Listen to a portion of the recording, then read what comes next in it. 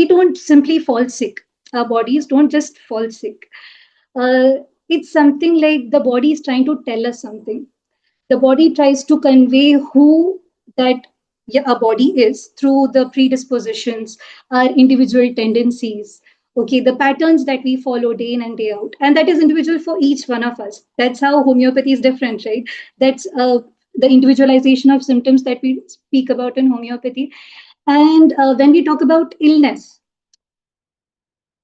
Dr. Hammer actually gave us a map, a route, a complete route wherein he actually tells us how and from where the disease arises, and how nature in itself through its intelligent way can cure it on its own if we let it do that. So today we are going to talk about the inner conflict behind every symptom, listening to women's bodies with Germanic healing knowledge. A great Sufi and Persian thinker once said, these pains you feel are messengers.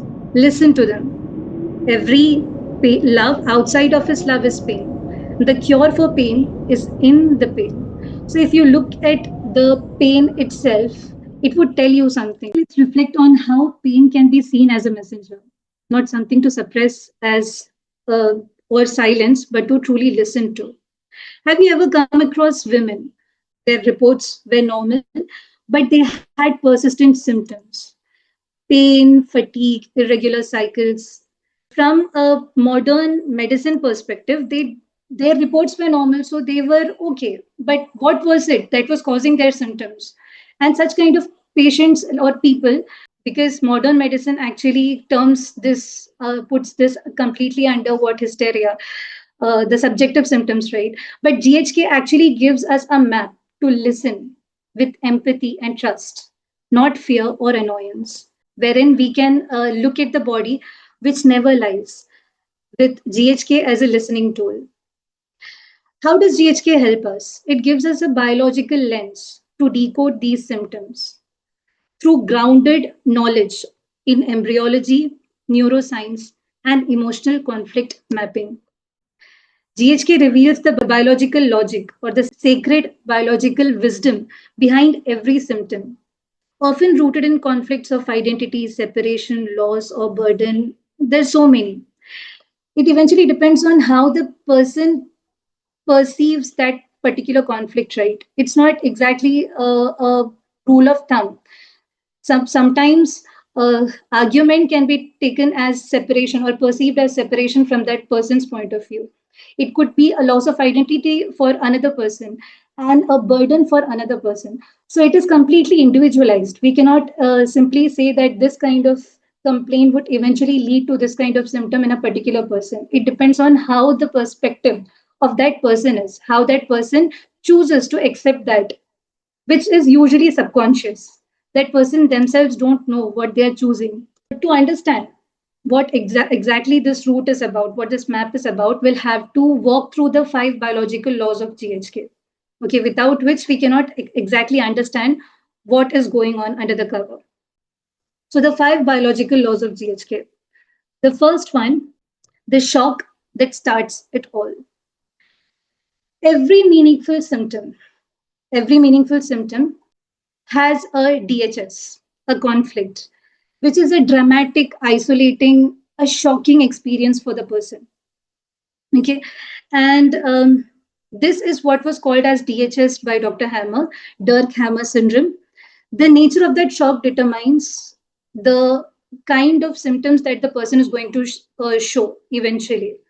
And it is very specific, it is not random, let me tell you. Like, for example, a self worth conflict may lead to complaints of the bones, or a separation conflict may affect the skin. So it's not random. Just like I told you earlier, it is based on the biological wisdom of the body. Then comes two phases, conflict active and healing. So every SBS, I've been saying that this is a biological wisdom, a biological wisdom. There is a more, what's say, professional term to this that was given by Dr. Hammer, SBS, Significant Biological Special Program. This symptom serves a particular wisdom of the body, which is called as what? SBS, Significant Biological Special Program. This, when not interrupted, unfolds into two parts. One is conflict active and second is healing phase. Once the shock hits, the body enters into the conflict active phase. Okay, conflict active phase wherein the sympathetic nervous system is activated. So your body is under the fight flight response, and the patient is anxious, cold, and they are sleepless. All kind of symptoms that you see whenever there is sympathetic nervous system activation would be seen in the conflict active phase or CA phase. Then comes a short immediate, just after the conflict active phase comes conflictolysis or CL phase. The CL phase is short lived, and quickly, immediately after conflictolysis comes, that's the point where conflict resolution starts. And then the healing phase arises. Under the healing phase, there are three parts: post conflict resolution phase A, then epileptoid crisis part, the EC, and post conflict resolution part B, which is PCLB. Okay, so invariably in the healing phase, what is happening? As opposed to the CA phase or conflict phase where the sympathetic nervous system was activated. In the post-conflict resolution phase, the vagotonia is happening. The parasympathetic nervous system is under control over the body, right? And paradoxically, it's amazing how our body works. I told you that in the sympathetic nervous system active mode, where the conflict was highly active, at that time the patient was only showing signs like what anxiety, there was sleeplessness and stuff like that. But the exact symptoms, as we call them, the symptoms, the pain, the inflammation, the fever, all the kind of symptoms starts arising in the healing phase from the PCLA up until PCLB, right? So, and paradoxically, at that time, that when the healing phase have started, at that time, patients actually come to us saying, "Okay, doctor, we have got symptoms and stuff like that."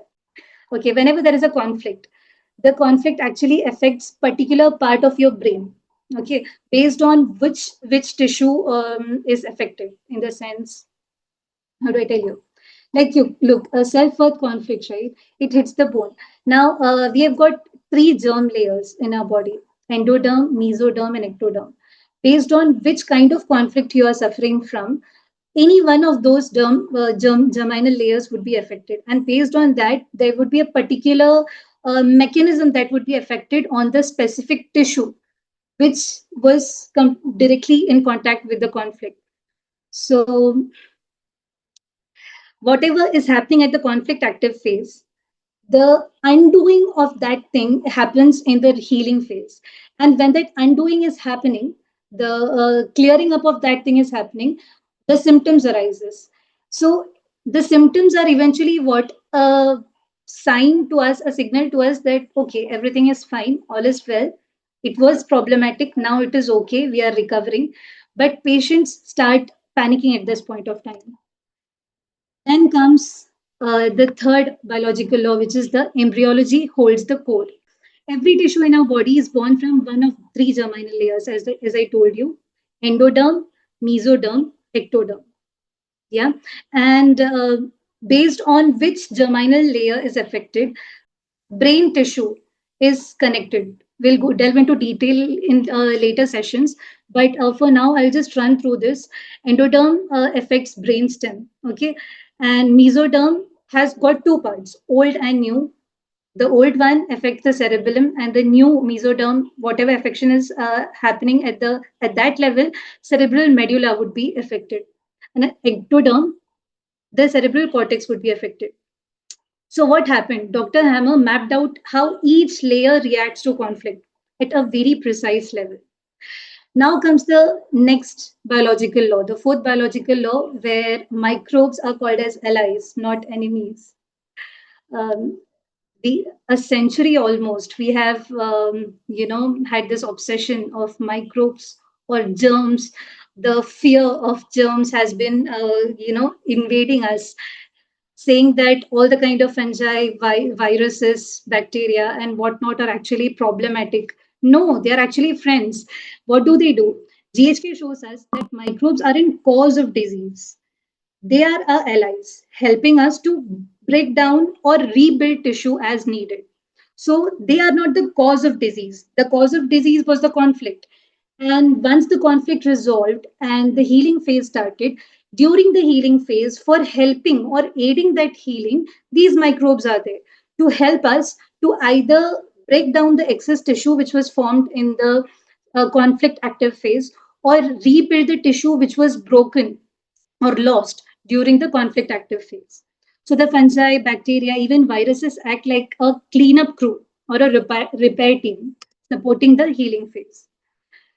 And the fifth and the most important biological law of GHK: nature makes no mistakes. This is the most liberating truth, isn't it? Disease is not an error, it's an intelligent, meaningful response to a specific conflict. The body is not broken, it's responding, adapting, surviving with purpose. So in GHK, every symptom is a meaningful biological response, not a flaw, but a survival mechanism. When a woman experiences a conflict, say of loss or separation or feeling, not worthy, her body responds not randomly, but specifically. So now that we have seen the logic and the elegance of GHK, let me bring this to life with real life stories. Okay, so the first case is, I like to call it the womb that had held the storm. So this is a lady in her late 20s, very sharp, intellectual, deeply empathetic, often caring for others more than herself. And she had symptoms. The symptoms were painful, irregular periods, extreme fatigue, ovarian cysts, skin eruptions. Other than that, the reports were normal except for the ovarian cysts. There was no hormonal problems whatsoever. And she had actually went for all kinds of treatment, modern, homeopathy even, acupuncture and whatnot. The problem was the symptoms would there was relief, but it would last only for 3 months or so. There was temporary relief, but then the issues would recur, and the medical reports showed consistent normal.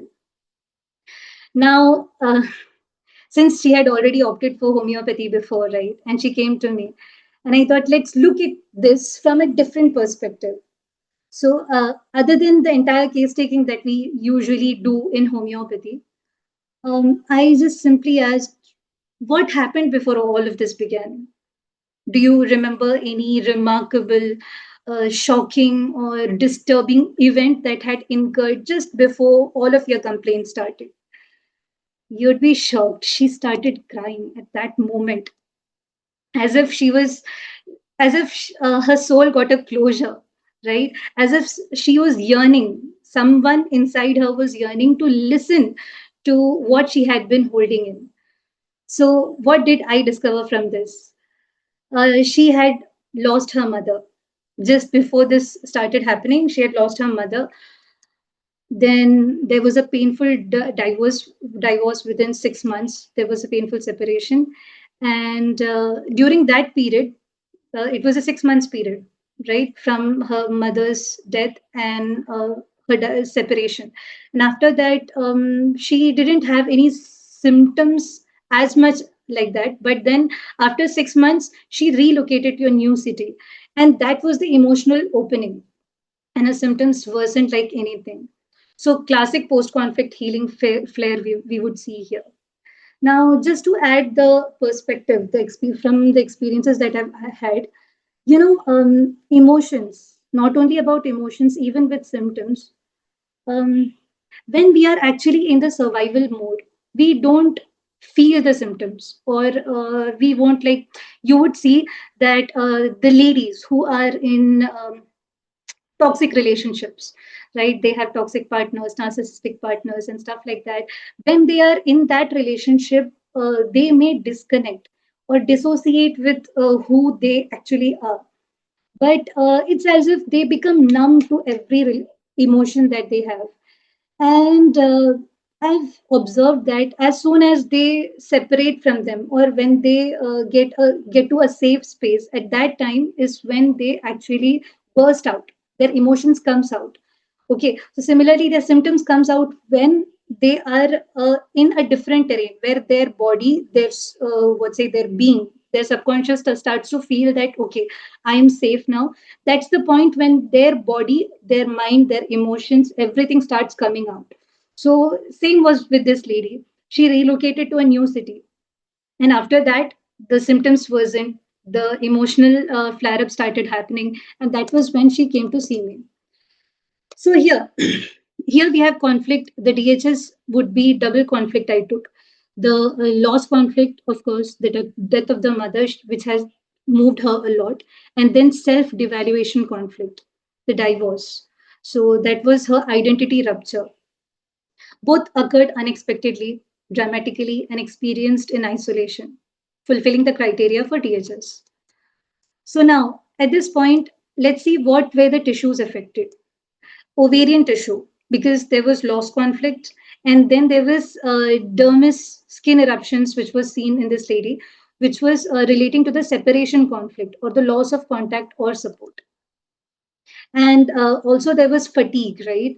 There was a fatigue, not only paler, she couldn't actually do her work, the normal work, the day-to-day chores. She couldn't bring herself to do them. So the musculature or the self-worth areas were also affected. Minor possible, it was possible because of the self-evaluation aspect. So I just consider it. So the germinal layers involved at this point would be, due to the ovarian parenchyma being affected, the endoderm would be the connected, let's say, brain tissue. And for the epidermal skin, it would be ectoderm.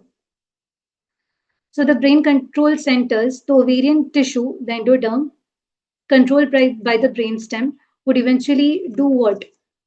Brainstem would show self proliferation, or there would be tissue buildup that we saw in the form of what? Ovarian cyst. Then in the skin area, the ectoderm was controlled from the cerebral cortex, the sensory cortex. And that's why there was ulceration or, psoriasis like symptoms. And the muscular skeletal, if at all we want to take it into consideration, it would be controlled by cerebral medulla. Okay, so the phases of the biological program or SPS is the conflict active phase, the CA phase. The conflict remains unresolved. So the cold extremities were there, poor sleep, constant thinking loop, possible tissue necrosis, but it wouldn't be as much as coming into the notice of the patient as such, because it happens at a deeper level, right? And at that time, when the sympathetic nervous system is active, the body is in the survival mode. And at that time, such kind of smaller symptoms won't be, caught into the notice of the conscious mind, because it would be constantly in, you know, troubled by bigger problems, which was survival. Okay. Then emotional numbness or functioning on autopilot. Just like I told you before, ladies who are not exactly, they are in the, when they are going on in the survival mode, what happens? They disconnect from their reality. You might have seen such kind of patients sometimes that they feel, doctor, I don't know what is happening, I'm feeling numb. It's not like I don't want to, I don't, it's not like I'm disconnecting from them, but it feels like I am not me anymore. Okay, so that's the kind of disconnect these people have. They feel emotional numbness as if they are functioning on autopilot. The second phase of the biological program, the conflict resolution or conflictolysis.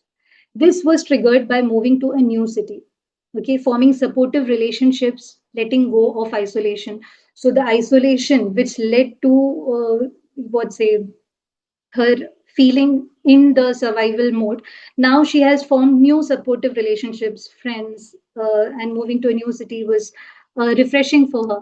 And at this point, what happens? Her body started feeling safe, relieved, and now the body shifts into the repair mode or healing mode. That leads us to the first phase of the healing phase, post conflict phase A, PCLA. Okay, so the PCLA phase was what the symptoms started arising, the tissue swelling and inflammation in the ovaries, which led to the pain and cyst formation. At this point, the skin eruption started appearing because of the healing from separation conflict. Then there was fatigue, oversleeping, deep exhaustion. Because look, the body has started healing now. So there is more energy expenditure on repairing the system, which was broken, like what say, which was disturbed in the conflict phase. So what was happening when the energy expenditure goes on in that way? There is exhaustion. The patient feels fatigue and exhaustion. Then comes the next phase of SPS, the epileptoid crisis. My goodness. Brief but intense spike. The epileptoid crisis part of the healing phase is invariably that part where the healing, although the patient is in the recovery phase, the symptoms are even, they seem even worse than the conflict phase.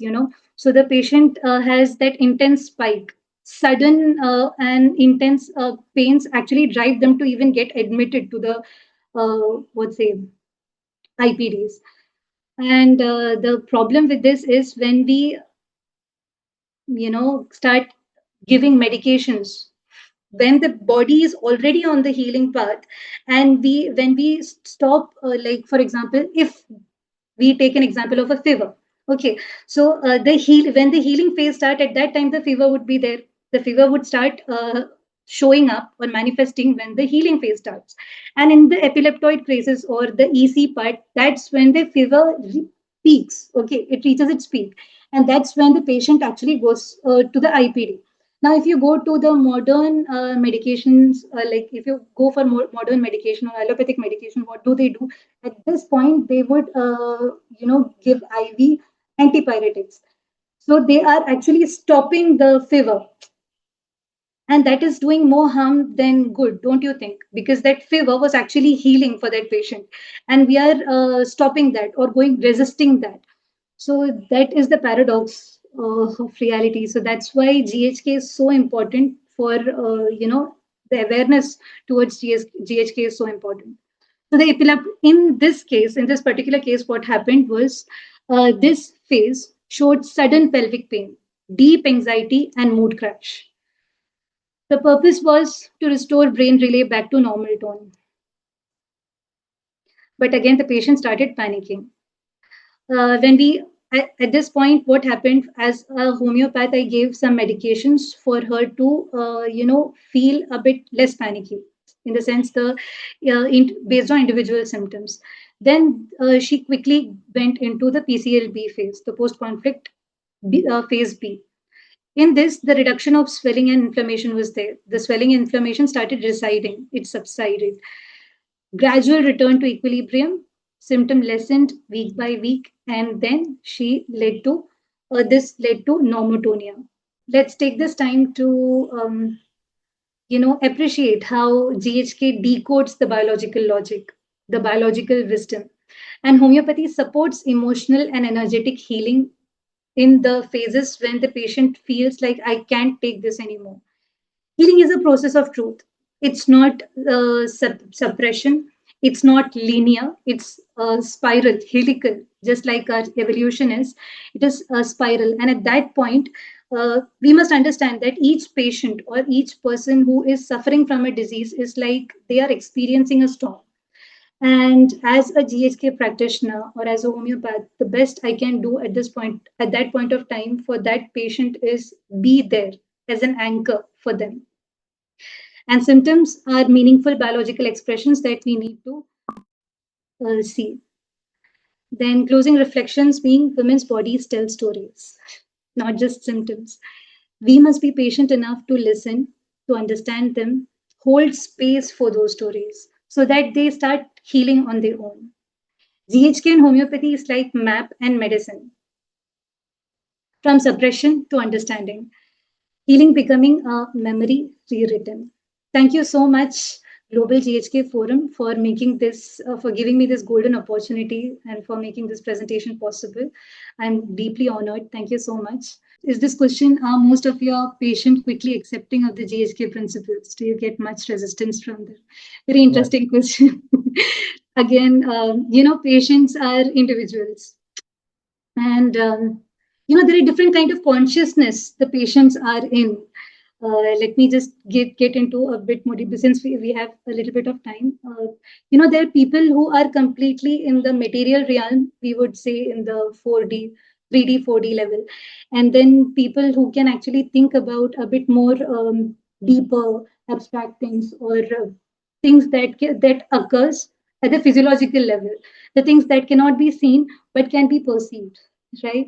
So that is the 4D 5D level kind of patient, and people who can think beyond that. So there are people who don't actually understand that, okay, this is the recovery phase, this is the healing phase, and stuff like that.